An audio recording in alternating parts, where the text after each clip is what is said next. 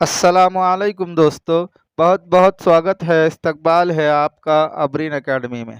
आज हम breach course का 8वीं जमात का 38वें दिन का निसाब पढ़ने वाले हैं।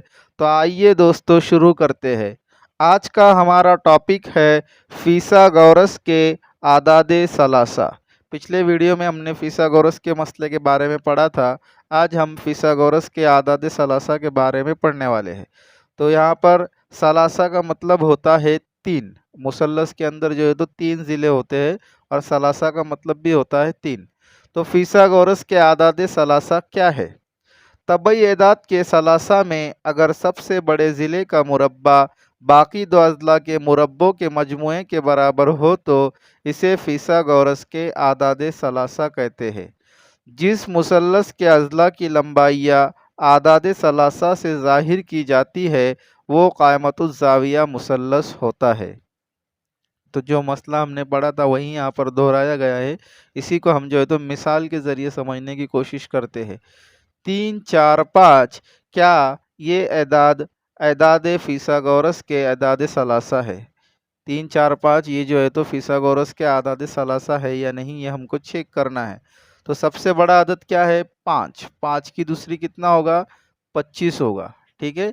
अब बचे हुए दो अदद, 3 की दूसरी जमा 4 की दूसरी, 3 की दूसरी 9 जमा 4 की दूसरी 16, 16 जमा 9 कितना होगा?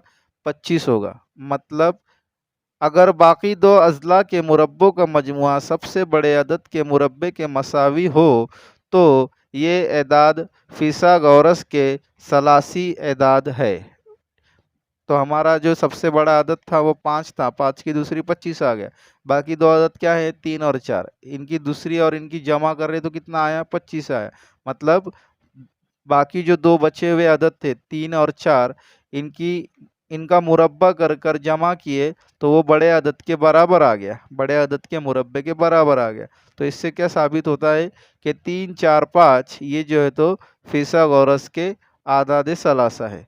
इसी तरह आपको दिया हुआ सवाल है, 11 लंबाइयाँ दी हुई है मुसल्लस की, 11 सम, 60 सम, 61 सम।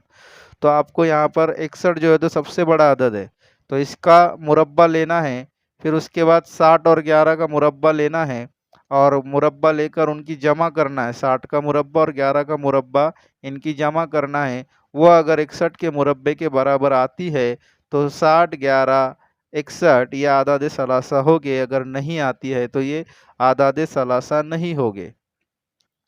आज के वीडियो में बस इतना ही दोस्तों। अगर आपको ये वीडियो पसंद आया हो तो इसे लाइक, शेयर और सब्सक्राइब करना बिल्कुल भी ना भूलिएगा। मिलते हैं अगले वीडियो में एक नए टॉपिक के साथ। तब तक के लिए अल्लाह हाफिज़।